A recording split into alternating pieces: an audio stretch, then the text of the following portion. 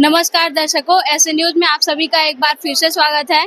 दर्शकों, जैसा कि हमारी पिछली वीडियो में आप लोगों ने देखा कि हमारी जो ऐसे न्यूज की टीम है सतलोक आश्रम उर्दन जिला बैतूल मध्य प्रदेश में आई हुई थी। इस सतलोक आश्रम उर्दन में संत रामपाल जी महाराज जी के सानिध्य में दिनांक 6, 7, 8 सितंबर को 3 दिवसीय भव्य समागम का आयोजन किया गया था। अब वो समागम जो है पूर्ण रूप से संपन्न हो चुका है। जैसे कि हमारी पिछली वीडियो में आप लोगों को बताया गया था कि संत रामपाल जी महाराज जी के सानिध्य में दहेज मुक्त शादियां, रक्तदान, देहदान और कई प्रकार के सामाजिक आध्यात्मिक कार्यक्रम संपन्न होंगे।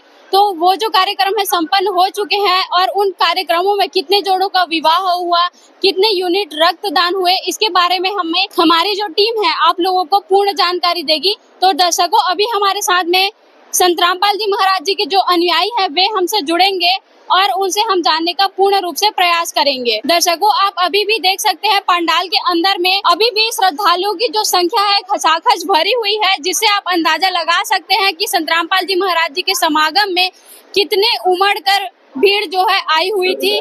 जानकारी भी मिली हुई थी कि संत रामपाल जी महाराज जी के जो समागम है उसमें अखंड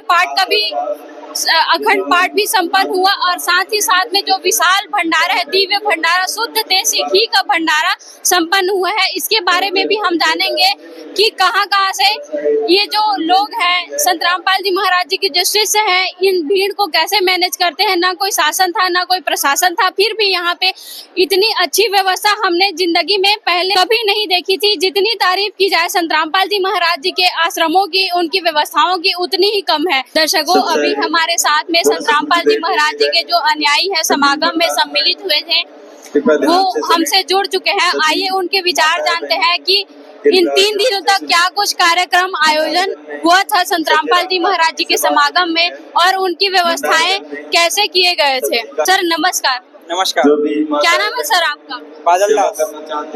सर, संत रामपाल जी महाराज जी का जो समागम है वो 3 दिनों तक चला, तो इन 3 दिनों में क्या कुछ कार्यक्रम आयोजित हुए थे उसके बारे में हमारे दर्शकों को डिटेल से बताइए।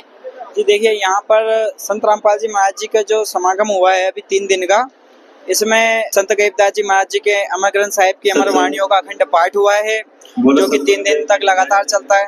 और परमात्मा की दया से यहाँ पे रक्तदान शिविर भी लगाया गया था जिसमें 472 यूनिट का रक्तदान भी हुआ है और गुरु जी की दया से यहाँ पे देहदान भी हुआ है जिसमें 4000 के आसपास कुछ देहदान फार्म भी भरे गए हैं संत रामपाल जी महाराज जी के अनुयायी द्वारा। और यहाँ पर देसी शुद्ध घी का विशाल महाभंडारा भी हुआ है जो कि 24 घंटे चल रहा था 3 दिन से, और जिसमें अन्य जगहों से काफी लाखों की तादाद में पब्लिक आई हुई है जो देसी घी का शुद्ध भंडारा कर रही है, जिसमें लड्डू, जलेबी, बर्फी, पूरी, सब्जी, रोटी, सब काफी प्रकार के भोजन अलग अलग बनाए गए हैं। संत रामपाल जी महाराज जी का जो अवतरण दिवस है यहाँ पे जो मनाया जा रहा है संत रामपाल जी महाराज जी का अवतरण दिवस, इसके उपलक्ष्य में काफी और भी अन्य प्रकार के यहाँ पे चीजें की जा रही है। नमस्कार मैम। सत्संग जी। क्या नाम है आपका? मदासी। कहाँ से आए हैं? भिलाई, छत्तीसगढ़। जैसे कि आज समागम का अंतिम दिवस है, तो समागम के दौरान क्या क्या कार्यक्रम आयोजन किया गया था? यहाँ पे सत्संग था, पाठ प्रकाश हो गया, आपका ज्योति ना, दहेज मुक्त शादी है, ये सामाजिक कार्यक्रम है, रक्तदान हो गया, ये सब कार्यक्रम हो गया, फिर भंडारा है, सब होगा भगत। जैसे कि इन्होंने भंडारे का जिक्र किया गया है, तो भंडारे में क्या क्या मिला है? बहुत अच्छा लाभ मिला। क्या क्या खाने को मिला है भंडारे में? लड्डू, जलेबी, मिठाई, पूड़ी, फुलकारा, सब मिला, हलवा। तो इसका आपसे कितने पैसे लिए गए?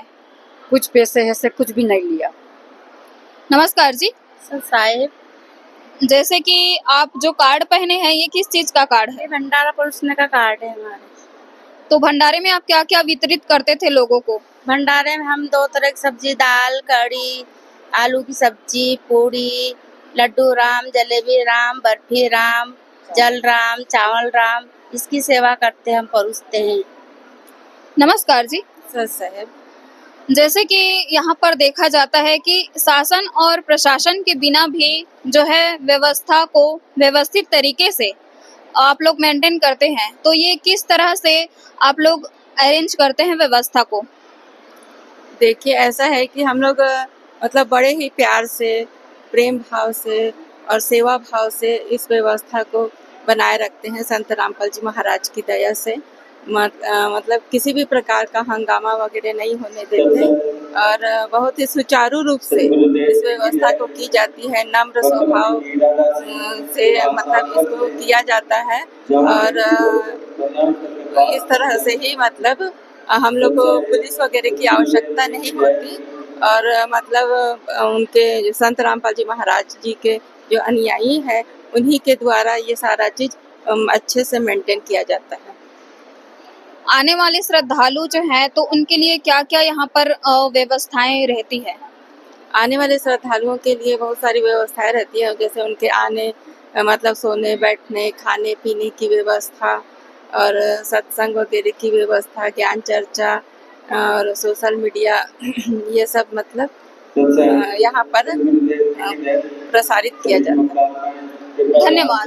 कि यहाँ पे देहदान और रक्तदान का भी कार्यक्रम किया गया था और दहेज मुक्त शादियां भी हुई हैं, तो कहीं आपके गुरुजी का ऐसा कोई नियम तो नहीं कि जो संत रामपाल जी महाराज जी से जुड़ते हैं उनको ये सब जो कार्यक्रम है उनमें पार्टिसिपेट करना ही पड़ेगा? जी, संत रामपाल जी महाराज जी का कहना है कि मतलब उनका एक बहुत बड़ा योगदान है समाज सुधार में, तो उनके जो शिष्य हैं वो स्वयं से उनसे प्रेरणा लेकर इस जो कार्यक्रम में वो सम्मिलित होते हैं और अपना एक कर्तव्य जानकर उनके बताए हुए मार्ग में चलकर इस कार्यक्रम में वो अपने से होकर हिस्सा लेते हैं। जी सर, यहाँ पे जो कार्यक्रम संपन्न हुआ उसमें उच्च वर्ग और निम्न वर्ग के लोगों के लिए क्या क्या व्यवस्थाएं किए थे आपके गुरुजी? संत रामपाल जी महाराज जी की तरफ से यहाँ पे सभी के लिए एक समान व्यवस्था रहता है, सभी के साथ मतलब एक जैसा व्यवहार रहता है। यहाँ पे किसी उच्च और निम्न वर्ग के लिए कोई भेदभाव नहीं किया जाता, सबके लिए समान व्यवस्था रहता है। सर, जब आपके गुरुजी इतने अच्छे सामाजिक कार्य कर रहे हैं तो जो सरकार है उनको जेल में बंद करके रखी हुई है, तो आप सरकार को क्या कहना चाहोगे? देखो, इसमें तो हमारा ऐसा बयान आता है कि जो अभी तो आपने देखा होगा कि आज से पहले कई महापुरुषों ने जो अच्छे अच्छे कार्य किए गए सबके साथ ऐसा ही किया गया है। तो संत रामपाल जी महाराज जी को जो जेल में रखा गया है ये कोई बड़ी बात नहीं है। संत रामपाल जी महाराज जी जेल में होकर भी भारत के 11 सतलोक आश्रमों में ये विशाल महासमागम किए जा रहे हैं, जिसमें इतनी सारे दहेज मुक्त रमणियाँ होती है, इतने अच्छे अच्छे कार्य होते हैं, रक्तदान शिविर लगते हैं और इतने बड़े बड़े भंडारे होते हैं।